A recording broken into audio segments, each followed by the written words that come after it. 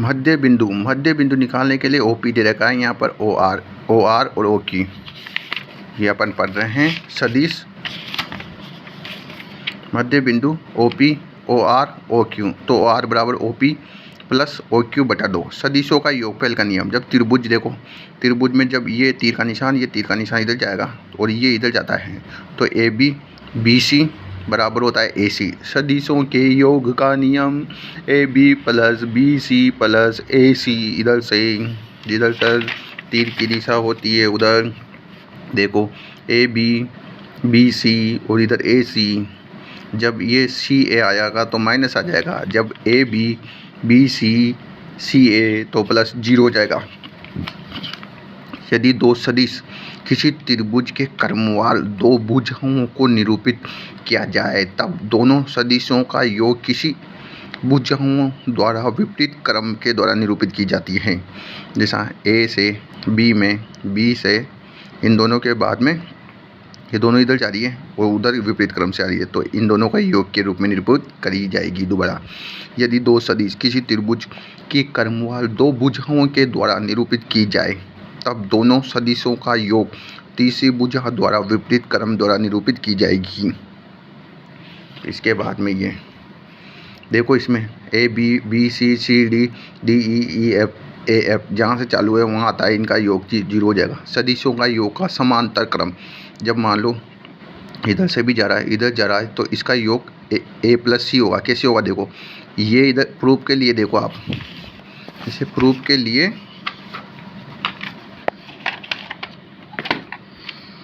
अब देखो ये अब ये यहाँ से ये था, ये इधर जा रहा था तो ये इसके समांतर है तो ये इधर जा रही है तो ये दोनों एक तरफ और ये एक तरफ तो इन दोनों के योग के बराबर होगा। अब देखो इस सदिश में PQ बराबर होता है OQ minus PQ, X2 minus X1, Y2 minus Y1, Z2 minus Z1 K।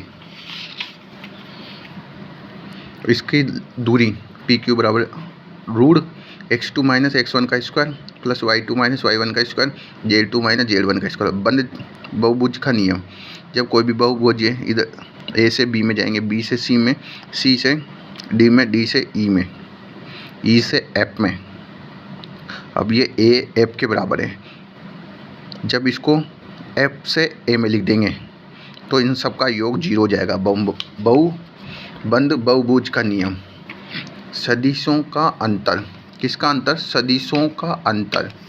जब किसी भी त्रिभुज में ये तीर का निशान इधर जा रहा है, ये वाला भी इधर जा रहा है और बाकी ये वाला इसके विपरीत क्रम में आए, दोनों क्रमवार तीर के निशान जाने के बाद एक विपरीत क्रम में आए तो इन दोनों के योग के बराबर होता है। तो ये इधर जा रहा है, ये मान लो ये, तो इन दोनों का A माइनस B हो गया।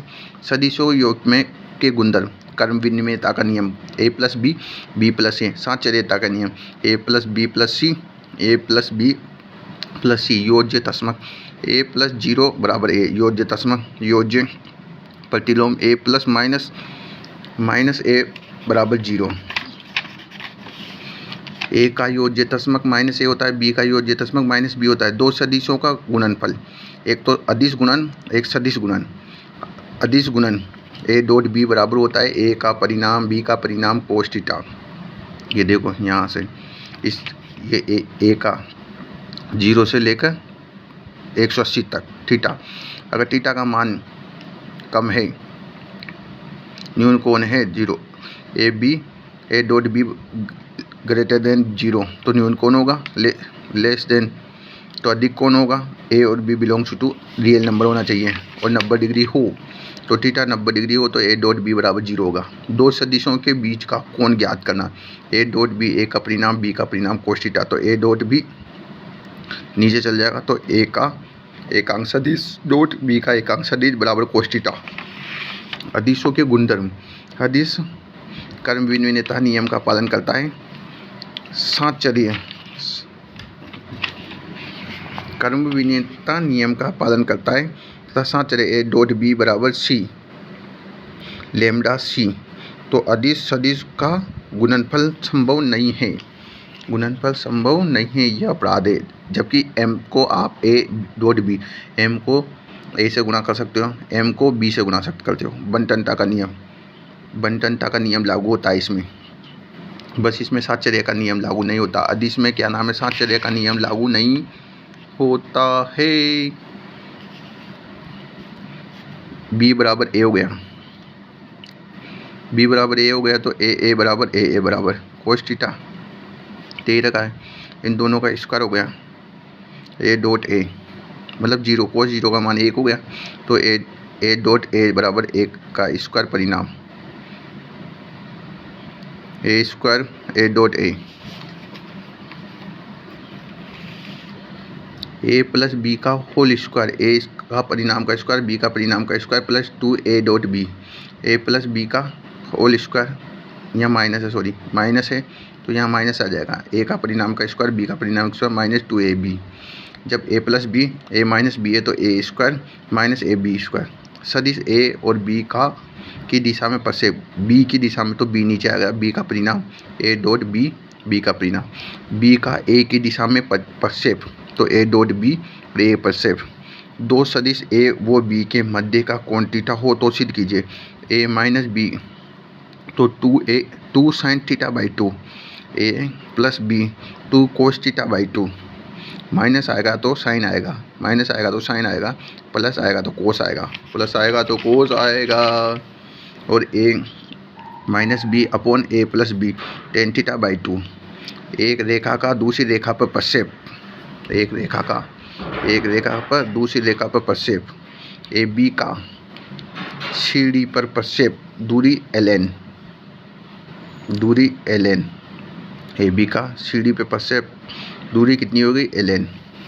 अब देखो इसको, ये ए ये बी है, बी की दिशा में ए पर तो दूरी कितनी हो गई am, तो आधार बटाकर आधार कितना है am बी, तो am बराबर b cos theta, b cos theta तो am बराबर हो गया am आधार, यहाँ रख देंगे,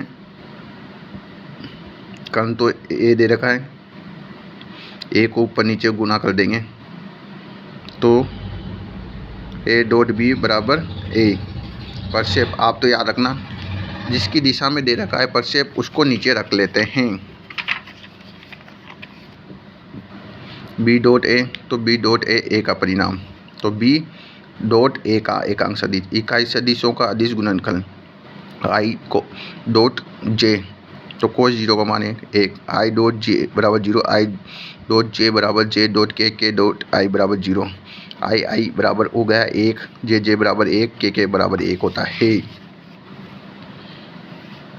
अब देखो क्रॉस निकालने के लिए अपन क्या करेंगे,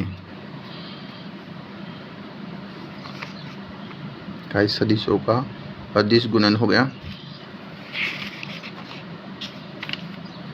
क्रॉस निकालने के लिए एक ये डॉट तो a1 a2 ऐसा गुना हो जाएगा, क्रॉस में सारणिक से निकाला जाएगा।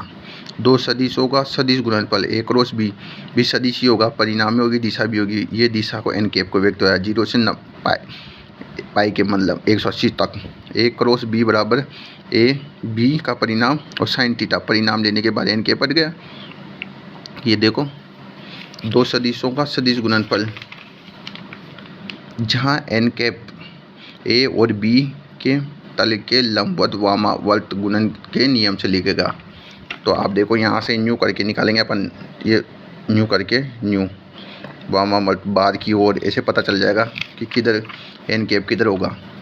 जैसे ए क्रॉस बी लंबवत ए तो इनका मान कितना होगा 0, ये भी लंबवत है तो 0, ए क्रॉस बी बराबर ए का परिणाम बी का परिणाम साइन थीटा, परिणाम ले लिया तो आपको पता है ये इसके नीचे चल जाएगा, तो साइन थीटा बराबर ए क्रॉस बी अपॉन ए का परिणाम बी का परिणाम।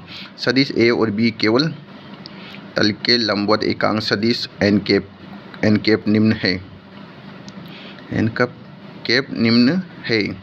अब देखो यहाँ पर आप ए क्रॉस बी ए का परिणाम क्रॉस बी का परिणाम एन कैप तो इसके नीचे चल जाएगा ए क्रॉस बी अपॉन ए क्रॉस बी का परिणाम। अब देखो ये कैसे आया आपको बताता हूँ मैं, आप जानते हो ये इसके बराबर होता है, तो ये यहाँ पर मान रख दिया, कितना रखा ए क्रॉस बी का परिणाम, ठीक है। और एन कैप आ ही गया, इधर एन कैप बराबर हो गया ए क्रॉस बी, इसका ए क्रॉस बी का परिमाण तल के लंबवत तथा ए बी बराबर बी समांतर होगा। तो एक तो क्रॉस जीरो होगा, एक दूसरे के रूप में लिखा जा सकता है। तीसरा बटे में A1/B2, A2/B2 तथा A3/A3। ए क्रॉस बी, ए का परिमाण बी का परिणाम साइन थीटा बराबर एन कैप, या तो थीटा पे होगा 0, 180 होगा। थीटा साइन थीटा 0 या 180 पे 0 समांतर होगा। तो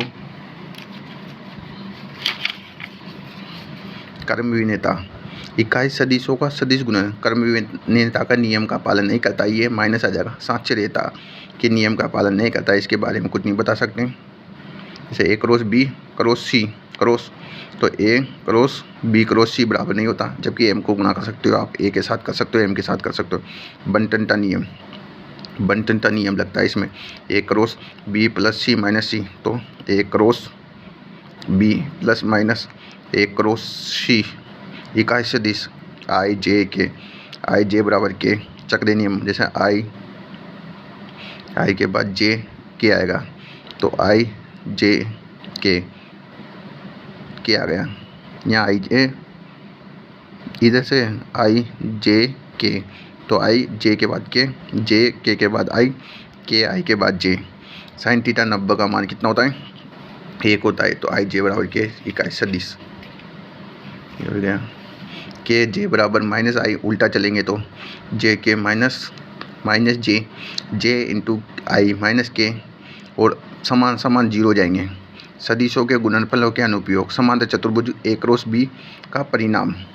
समांतर चतुर्भुज के विकर्ण देख रखा हो तो 1/2 A1 A2 B into A2 नहीं D1 इंटू D2 का परिणाम बटा 2। त्रिभुज का क्षेत्रफल निकालना तो 1/2 AB, ये AB गुणा AC, AB गुणा AC। त्रिभुज का क्षेत्रफल 1/2 लग जाएगा। परिणाम तो तीनों में आ ही रहे। यदि त्रिभुज के शीर्ष दे रखे हों तो इस स्थिति में त्रिभुज का क्षेत्रफल 1/2 A cross B plus B cross C plus C cross A। जब समरेखीय तो A cross B plus B cross C plus C cross A बराबर 0 होगा। जब A1 I A2 J A3 J K दे रखा हो तो A1 I से I, A2 J से J, A3 K से K बराबर A क्रॉस I का स्क्वायर, A क्रॉस J का स्क्वायर, A क्रॉस K का स्क्वायर, तो 2A का स्क्वायर हो जाएगा, 2A का स्क्वायर हो जाएगा, 2A का स्क्वायर हो जाएगा। ये हो गया I cross A I cross A J cross plus K cross A K cross बराबर 2A होगा। इन तीनों को सिद्ध करना है एक बार। इसका A आ जाएगा, इसका 2A का स्क्वायर हो जाएगा, 2A हो जाएगा। 3 सदिशों के गुणनफल के नियम। जैसे मान लो ये दोनों क्या है, अदिश हैं। ये सदिश है तो ये संभव नहीं है। ये तो अदिश है और ये अदिश है, ये सदिश, ये भी संभव नहीं है। ये सदिश है, ये सदिश है, तो ये दोनों गुणा करेंगे तो अदिश हो जाएगा, ये सत्य है।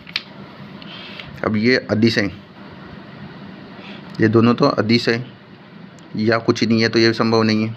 ये सदिश है, ये सदिश है, सत्य है। अब ये सी सदिश है, ये सदिश है, ये डायट्रिक कहलाता है। डायट्रिक परिभाषित नहीं है, फिर भी है, परिभाषित नहीं है, कुछ नहीं है तो परिभाषित नहीं है। ए क्रॉस बी क्रॉस सी अदिशों का त्रिगुणन। जब A dot B cross C तथा B dot C cross A तथा C dot A cross B, A dot B cross C तथा B dot C cross A, C dot A cross B तथा A cross B dot C, तो ABC, B cross C dot A, B C A, C cross A dot B मतलब CAB।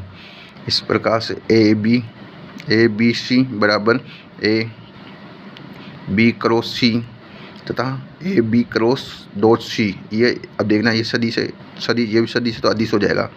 इसको चक्रीय क्रम में लिखा जा सकता है। ये तो हो गया।